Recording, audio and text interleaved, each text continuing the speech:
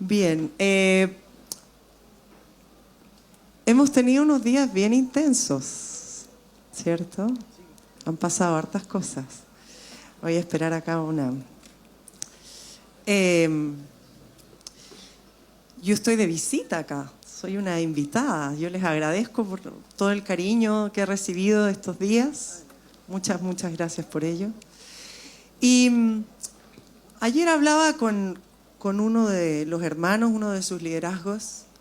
Una de las razones por las que son tan conocidos como iglesia en Chile es porque hay una gran cantidad de gente que ha llegado a Cristo a través de ustedes, de sus padres, de sus abuelos, de sus tíos, de sus tías. Han sido una gran bendición para esta nación. Y no tiene por qué dejar de ocurrir, ciertamente. Bendito Dios por eso, ¿no? Gracias.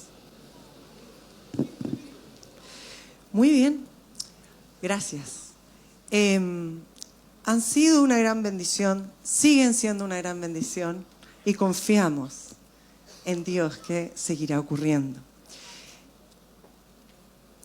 Ayer, en la mañana, hablábamos de lo importante, ¿cierto? Nos decía el pastor Peña lo importante que es estudiar. Y sin duda, porque esto que tienen acá, bueno, esta es la mía, ¿cierto? Su Biblia, en su teléfono, en su velador, donde la tengan, es su manual de usuario. Su manual de usuario como creyente. Si usted no lo conoce, no estudia, ¿sí? No va a poder hacer bien el puzzle, ¿sí? No le va a calzar. Y entonces cuando venga cualquiera a decirle cualquier cosa, capaz que hasta se quede pensando que tiene razón, Mitch. Porque hoy día se dice tanta cosa. Y te dicen que porque el libro es tan viejo, ¿sí o no? Y que quién sabe quién lo escribió. Y que quién sabe si fue inspirado. Y quién sabe que nada. Porque nada te consta, ¿o no? Necesitas conocer tu manual de usuario, ¿sí? Tu manual de instrucciones. Eres creyente y acá está cómo tú operas como creyente.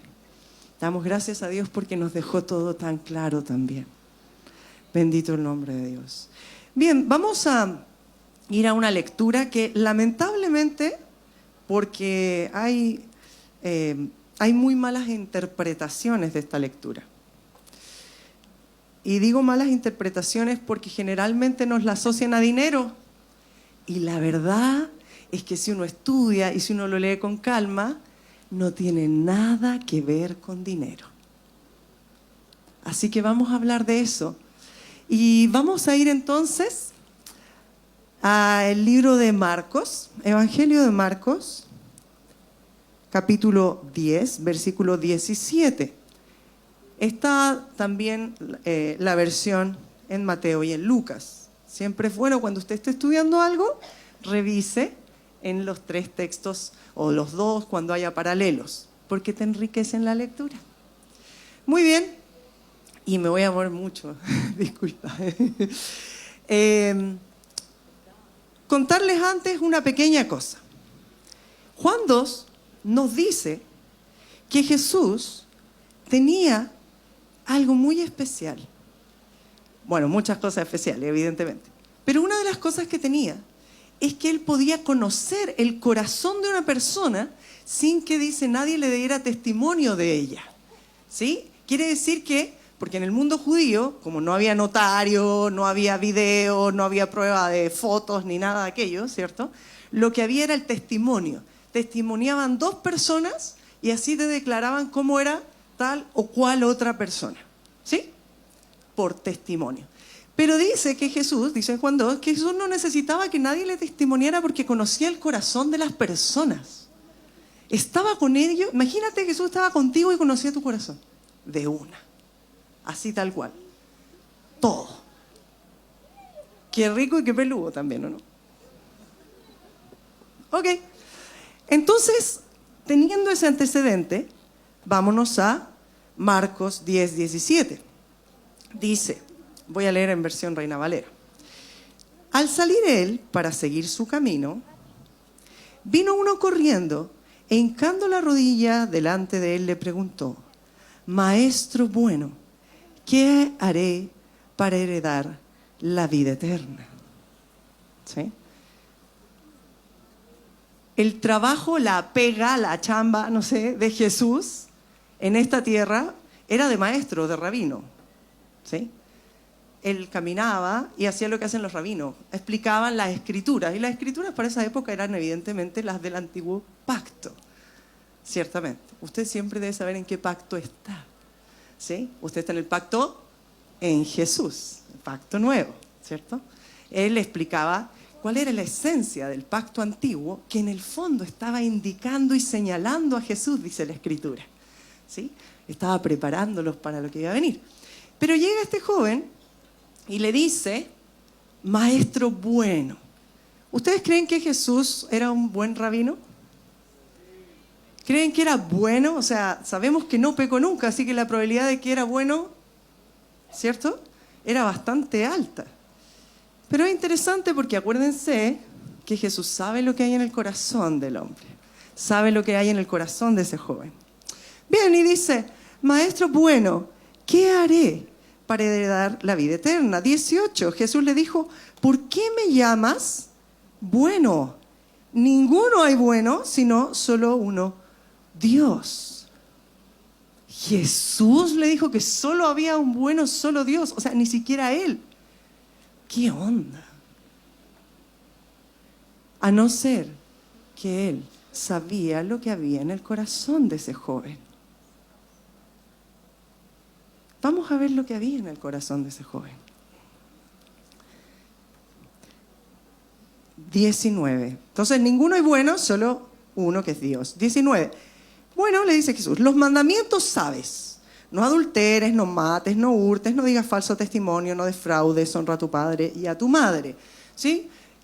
Cuando uno estudia, ¿cierto?, sobre todo el Nuevo Testamento, los evangelios, te das cuenta que en general en las conversaciones siempre, ¿sí?, Jesús o los otros, cuando están también incluso en Hechos, ¿cierto?, las argumentaciones, siempre toman un pedazo o un segmento de palabra y con eso se refieren a todo. En otras palabras, Jesús le está diciendo esto, que es como inicia, entre comillas, el decálogo, ¿sí?, pero obviamente le está hablando de toda la ley, porque es un muchacho judío. ¿Sí? Eso incluye entonces, si la burra de tu vecino se cae en tu pozo, entonces, o sea, toda la ley. ¿Sí? No sé, los animales puros para comer de Levítico 11, toda la ley. No toques al que está con hemorragias, toda la ley. ¿Sí? Pero generalmente lo que hacían para referirse a un texto era mencionar lo primero. Y como todos estudiaban en la sinagoga desde muy chicos, todos lo sabían. ¿Sí? Es como si yo les digo: de tal manera amó Dios. ¿Ya ven? Bueno, imagínense si se sabe toda la porción de la ley solo porque le digan el encabezado. ¿Sí? Es básicamente lo mismo. Muy bien, entonces le dice, en el fondo, los mandamientos sabes, y le da el encabezado, porque no son solo esos, los de la ley, de su pacto judío: no adulteres, no mates, no hurtes, no digas falso testimonio, no defraudes, honra a tu padre y a tu madre. 20. Él entonces, el joven, respondiendo le dijo: Maestro, ¿qué le dijo? Todo esto lo he guardado desde mi juventud. Todo lo sé desde pequeño y lo he hecho. Todo lo sé desde pequeño y lo he hecho. Todo lo sé. Mis papás me instruyeron, mis abuelos me instruyeron y todo lo he hecho. Todo lo sé, todo lo he guardado desde mi juventud. 21, entonces Jesús mirándole, ¿qué dice? Le amó. Entonces Jesús mirándole, le amó, lo miró con amor y le dijo: una cosa te falta. ¿Cuántas? Una. Muy bien. Y aquí es donde la mayoría de la gente se desvía. Una cosa te falta. Anda, vende todo lo que tienes y dalo a los pobres y tendrás un tesoro en el cielo. Eso, para que ustedes lo sepan, es parte de la escritura del Antiguo Testamento. Así que eso, en términos estrictos para el joven, no era novedad. No era un problema eso. Esa no era la cosa que le faltaba. Es curioso porque uno escucha tantas enseñanzas que se van allí. Pero eso no es lo que le faltaba. ¿Le faltaba cuánto? Una cosa. Voy a repetir. Una cosa te falta. Anda, vende todo lo que tienes y tráetelo porque necesitamos agrandar el ministerio. ¿Dice eso?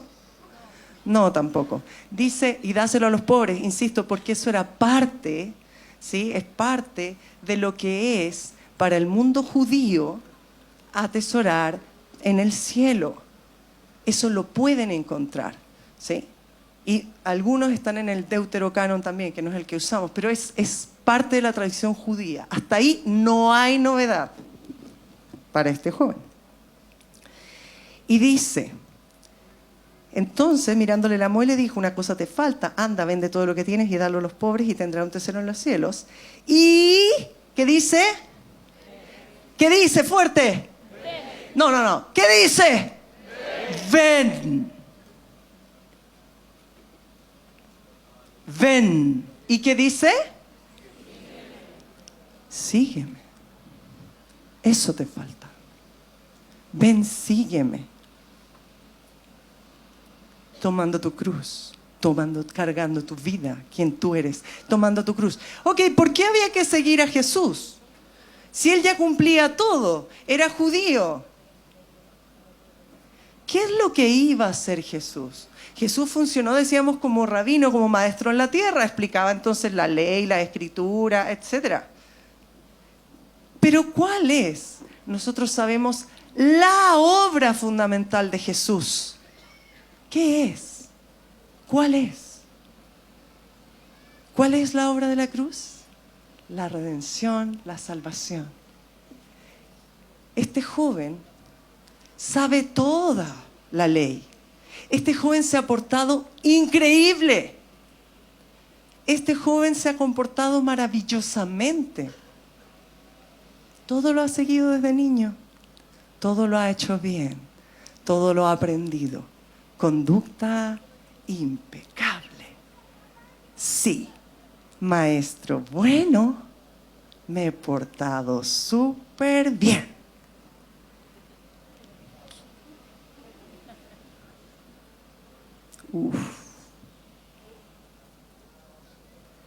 Pero no es suficiente.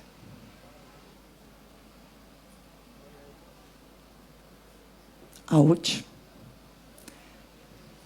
Puedes haber escuchado todo el buen comportamiento. Puedes haber sido educado y haber oído todo lo que era sabio y correcto de hacer. Y qué bueno si lo has hecho porque ha traído beneficio obvio a tu vida. ¿Sí? ¿Quién se da cuenta que pecar es cerrar al blanco? Entonces es una torpeza.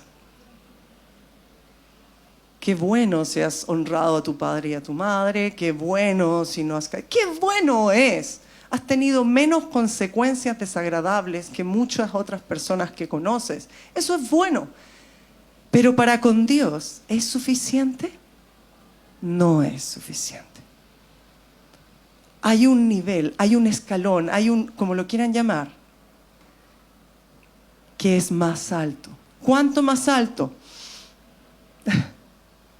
Tan alto que solo lo puede lograr aquel que llega hasta la cruz y que ve y cree en la cruz y en la resurrección. Ayer hablábamos, ¿cierto? Nos hablaban de justificación.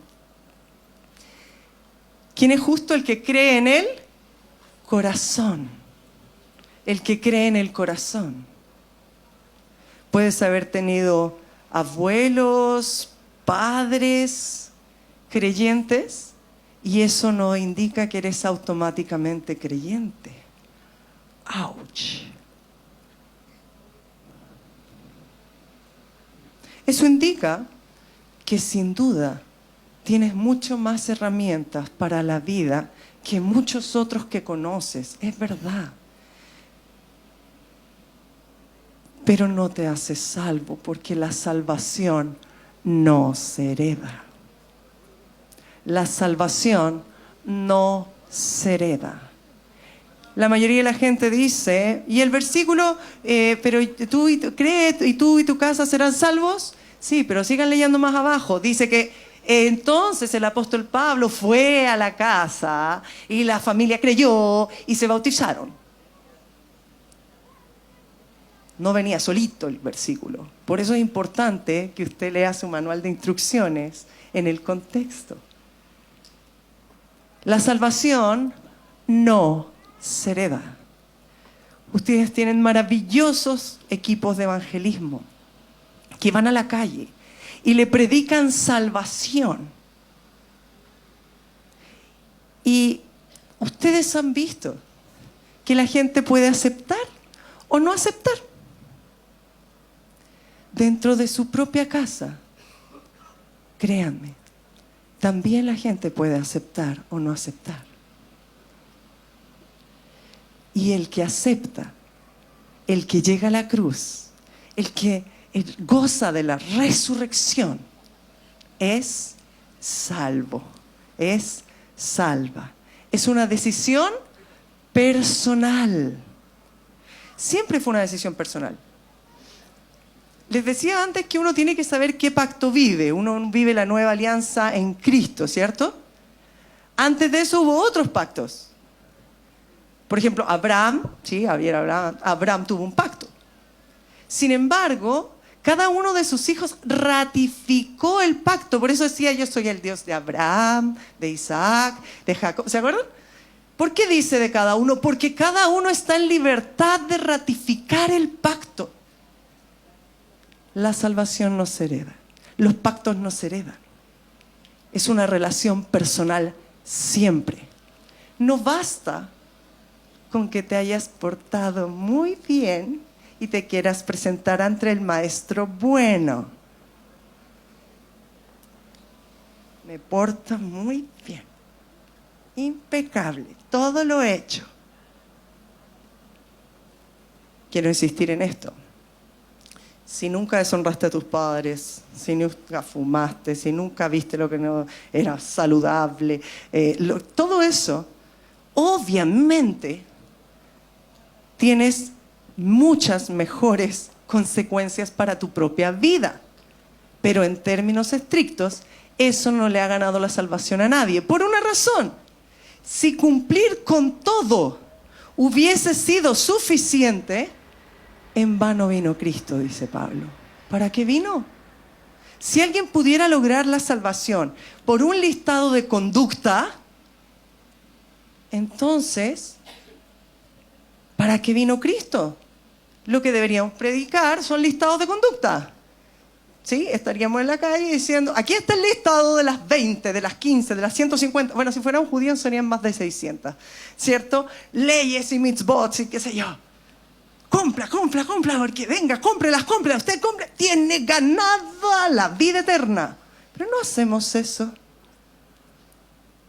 En casa pasa lo mismo. Es exactamente igual.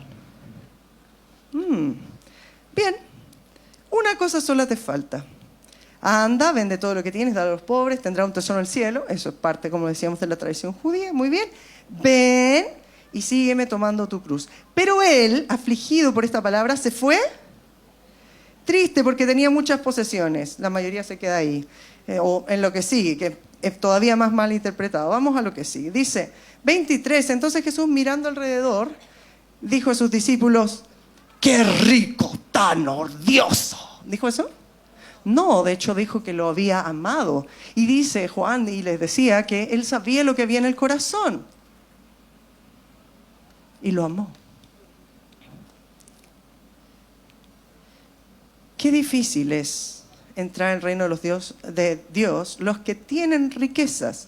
Los discípulos se asombraron por sus palabras. ¿Por qué se asombraron? Porque la ley, ¿cierto? El antiguo pacto Deuteronomio 27, ¿cierto? Creo que es. Y que dice que el que es rico ha sido enriquecido ¿por quién?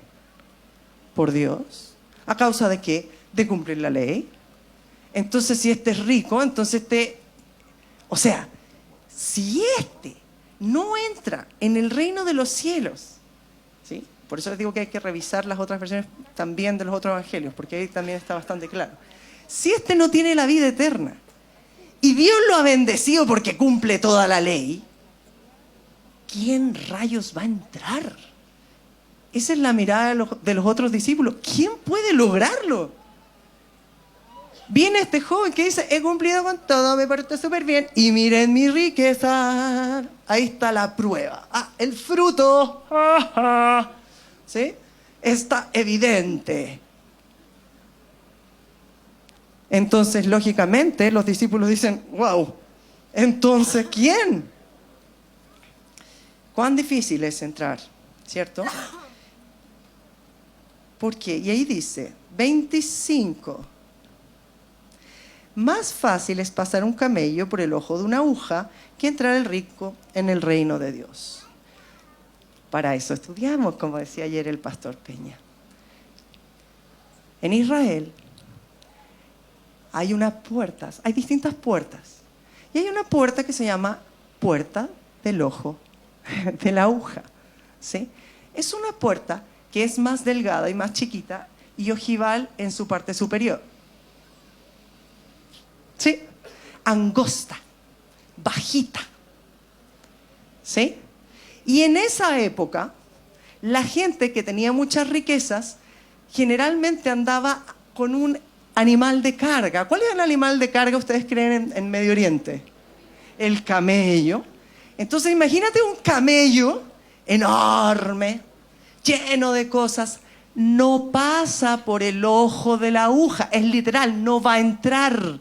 No entra porque tiene todo eso y todo eso le obstruye. Ese es el punto. Este joven tenía su identidad de me porto bien porque soy tan rico que eso demuestra que me porto bien. Su identidad estaba basada en miren qué buen fruto tengo porque me porto muy bien. Ahí está la evidencia.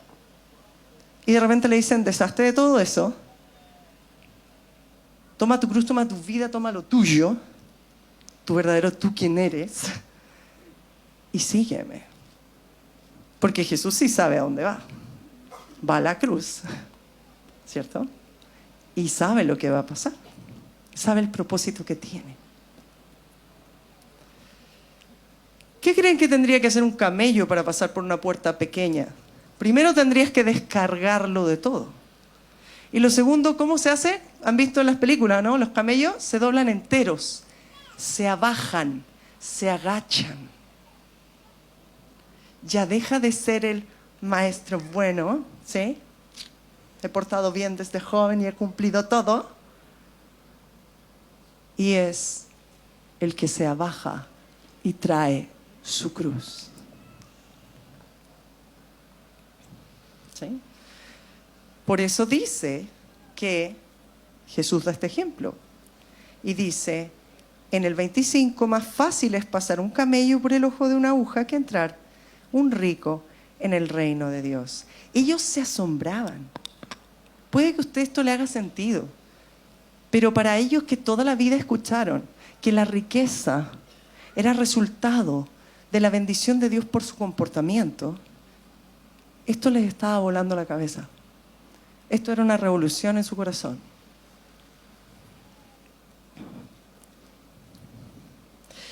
Entonces dice, ellos se asombraban, aún más diciendo entre sí, ¿quién pues podrá ser salvo? O sea, francamente, si el rico, que se ha portado bien todo el rato, no entra, ¿quién pues podrá ser salvo? 27, entonces Jesús mirándoles les dijo, a ver, leámoslo porfa. Para los hombres es. Para los hombres es. ¿Cómo es para los hombres? Imposible. Mas para Dios, no. Porque para Dios, todas las cosas son posibles para Dios, ¿cierto? Pero la pregunta, ¿todas las cosas son posibles para Dios? Tiene diferente. Esta frase se oye varias veces, pero en este contexto se está refiriendo a salvación. El único que da la salvación, ¿quién es? Dios. ¿Y la dio por medio de quién? De Jesucristo, de la obra completa de Jesucristo.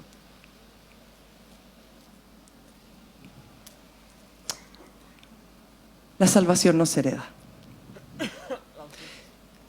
Yo sé que ustedes saben que la voluntad de Dios es que todos lleguen al pleno conocimiento de la verdad que es Jesucristo. Sé que lo saben. Sin embargo, siempre ha estado la libertad de elegirlo o no. Siempre ha sido una posibilidad. Cada uno de los papás que están aquí, cada uno de los papás que no están aquí y de algunos que ustedes a lo mejor como hijos han escuchado la fe de sus papás, es muy probable que no duden de Dios. Porque sus papás, sus abuelos, sus tíos han tenido una fe viva. Ustedes han visto a Dios obrar.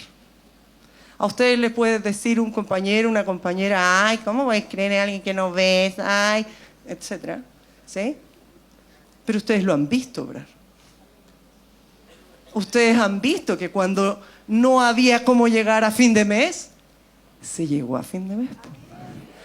Y no solo a veces se llegó a fin de mes, sino que a veces pasaron milagros extraordinarios y se llegó de manera sorprendente, que hasta había fiesta. Ustedes lo han visto con sus ojos, jóvenes. Estoy hablando particularmente a aquellos que están aquí, donde sus padres, sus abuelos o sus tíos les hablaron de la fe. Ustedes han visto a Dios obrar. Han visto la fe de ellos. Pero ustedes están empezando sus propias vidas. Y ya decían ayer, la justificación se alcanza por creer en el corazón. Y el creer en el corazón no es en el corazón, creer en el corazón de tu mamá. No, si mi mamá tiene una fe, qué bueno por ella. Bendito sea el nombre de Dios. Pero tú vas a empezar tu vida. ¿Qué hay de la tuya? La salvación nos hereda.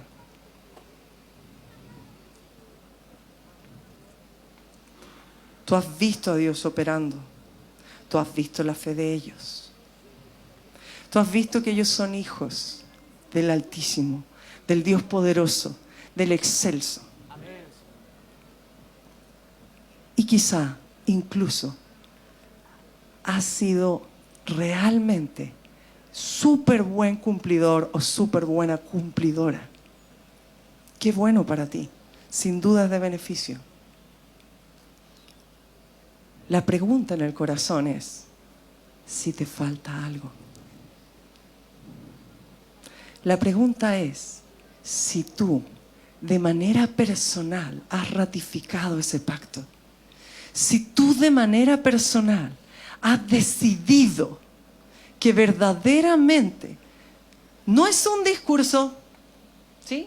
Esto no es como, hay gente que cree en los reptilianos, hay gente que cree en los Anunnaki, nosotros en mi casa creemos en Cristo. No es eso. Me refiero a que realmente crees, estás plenamente convencido, convencida en tu corazón que Jesús, cuando en la cruz murió, de verdad, realmente estaba cargando, no por los pecados de la humanidad, que suena muy bien, los tuyos. Pecar es errar al blanco, ¿sí? Ese es el blanco, me equivoco la flecha. Que Jesús de verdad cargó con todas tus equivocaciones. Y que como lo hizo hace 2000 años, lo hizo por las presentes, pasadas y futuras. Esa es la pregunta que solo tú sabes. La salvación no se hereda, pero está disponible para ti también. En cuanto tú declares con tu boca lo que hayas creído con tu corazón, dice que serás salvo. No es solo para ir a la calle y decirlo a otros, es porque también es en tu casa.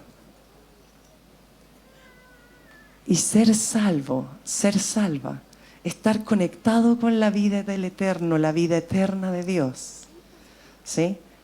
Significa el milagro más grande.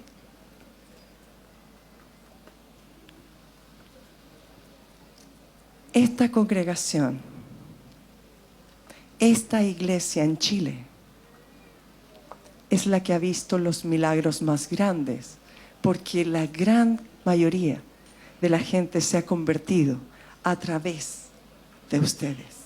Y el milagro más grande es para salvación, es creer en Jesucristo como el Señor de tu vida.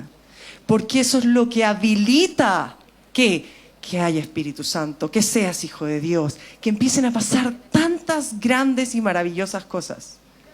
Que tú puedas ver cuando tú hagas tu familia, que efectivamente la canasta jamás, el refrigerador puede gritar, ¡ay, falta comida! Y no falta. Que tú puedas ver, ahora tú, en tus años, de aquí para adelante, que seas tú. Ya no es la fe de tu papá y de tu mamá. Ya no es la fe de tus abuelos, ¿sí? Es la fidelidad de tu Dios contigo, porque tú eres quien ha tomado la decisión libre de tener un pacto mediante Jesucristo con el Dios Altísimo. Esa es tu decisión. Nadie puede tomarla por ti.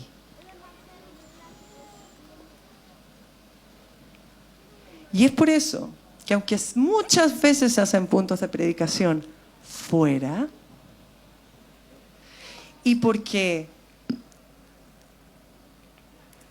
conocen qué vamos a hacer, que les voy a pedir que inclinemos los rostros, que cerremos los ojos, y les voy a pedir que oremos una oración que a lo mejor hicieron hace mucho tiempo en voz alta, pero que quizás algunos de entre nosotros que son más jóvenes nunca la han hecho para sí mismos. Vamos a cerrar los ojos. Usted, recuerde, es libre de hacer esta oración o no. Vamos a hacerlo todos juntos, porque no queremos avergonzar a nadie, no queremos complicar a nadie. Esta es una decisión personal. Tú con el Señor, solo tú con el Señor, solo tú con el Señor. Los que quieran pueden repetir: Señor Dios, yo te doy gracias por mi vida. Te doy gracias por la fe de mi casa. Te doy gracias por la fe de mis abuelos. Gracias por la fe de mis tíos y mis tías. Gracias por la fe de mis padres. En esta hora yo agradezco haber oído de ti. Y en esta misma hora yo decido, yo declaro, yo creo que verdaderamente Jesús en la cruz cargó con todos mis pecados, con todas mis equivocaciones, con todos mis errores, que Él efectivamente llevó toda esa podredumbre al infierno, que la muerte no lo retuvo y que Él está resucitado, que Él está en el cielo con el Padre. Yo lo creo, soy justo, soy justa a causa de Jesucristo. Y yo declaro con mi boca que Jesucristo es el Señor de mi vida. Jesús me señorea, es mi autoridad máxima de vida. Yo declaro que mi vida le pertenece al Señor Jesucristo. Amén. Aleluya. Gracias, Señor. Bendito Dios, bendito Dios, bendito Dios. La palabra dice que para aquellos que lo hicieron por primera vez, hay fiesta. ¿En dónde? En los cielos. Esto quiere decir que todo el mundo espiritual se goza. Se goza. La salvación no se hereda, es una elección. Gloria a Dios porque pueden elegir, y gloria a Dios por los que han optado y elegido por la vida gloriosa de Jesucristo. Gracias. Dos.